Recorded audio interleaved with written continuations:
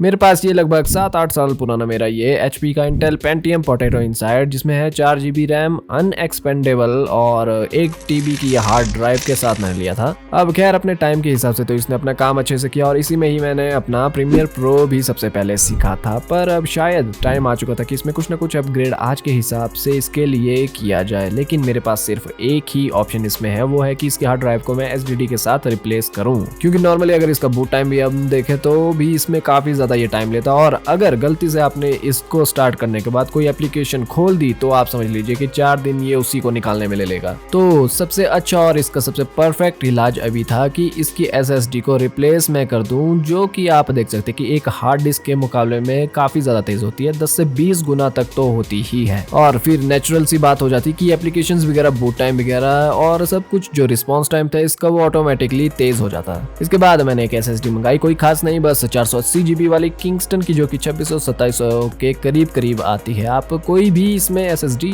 Use कर सकते हैं, अच्छी वाली आपको बहुत सारी मिल जाएगी। अब SSD तो ले ली, अब इसके बाद बारी थी हार्ड डिस्क को रिप्लेस करने की। अब मेरे वाले इस मॉडल में फुल बैक पैनल ओपन करना पड़ता है और बैक पैनल ओपन करने के बाद अब अंदर लैपटॉप के सभी अंग पुर्जे हम देख सकते हैं, लेकिन हम सिर्फ ध्यान देंगे यहाँ पर हार्ड डिस्क पर। अब हमने सबसे पहले हार्ड डिस्क निकाली और इसकी जगह पर हमने अपनी SSD डाल दी। बस इतनी सी ये छोटी सी स्टोरी थी। अब हमारा खैर हार्डवेयर वाला काम तो हो गया खत्म। अब आते हैं इसके सॉफ्टवेयर पर। इसके लिए मैंने पहले ही बूटेबल विंडोज 10 का जो अपना पेन ड्राइव है वो मैंने रेडी रखा है। बस पेन ड्राइव लगाया और बायोस के थ्रू फ्लैश कर दिया मैंने इस पेन ड्राइव को। बस थोड़ी ही देर और विंडोज हो गई हमारी इंस्टॉल। और अब टाइम आता है ये देखने का कि इसे यूज करके प्रैक्टिकली कितना फर्क हमारा हार्ड डिस्क को रिप्लेस करने के बाद आ रहा है। सबसे पहले हम देखेंगे साइड बाय साइड इसके बूट टाइम को कि कितना फर्क पड़ा है इसके स्टार्ट टाइम में। अब ये तो हो गया। अब जैसे लैपटॉप ऑन होता है इसके बाद अगर हम एप्लीकेशन ओपन कर दे, ब्राउजर वगैरह, तो ये कितना टाइम लेता है उसके लिए।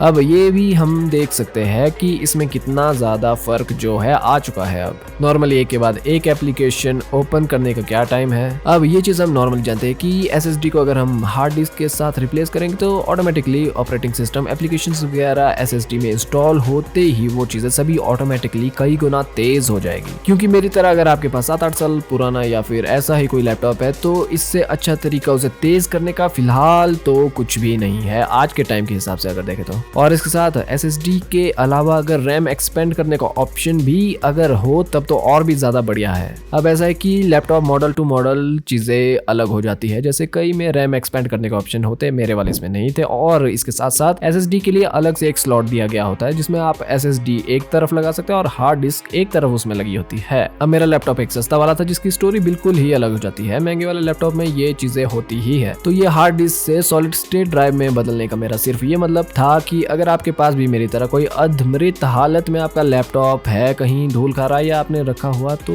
2500-3000 में अगर आप आधे TB की भी हार्ड ड्राइव ले लेते हैं तो उसमें कुछ ना कुछ आपका ये काम चलाने लायक लैपटॉप तो बन ही जाएगा। जैसे अब मैं इसमें थोड़ी पूरी चीजें तो खैर कर ही सकता हूँ। ये थी एक छोटी सी वीडियो आपके हार्ड डिस्क को रिप्लेस करने की SSD के साथ। तो अगर ये वीडियो आपको पसंद आई तो वीडियो को लाइक और चैनल को सब्सक्राइब जरूर कीजिएगा। तो फिलहाल के लिए आप लोग देख रहे हैं पांडू पांडा और मैं मिलता हूँ अब अपनी नेक्स्ट वीडियो में।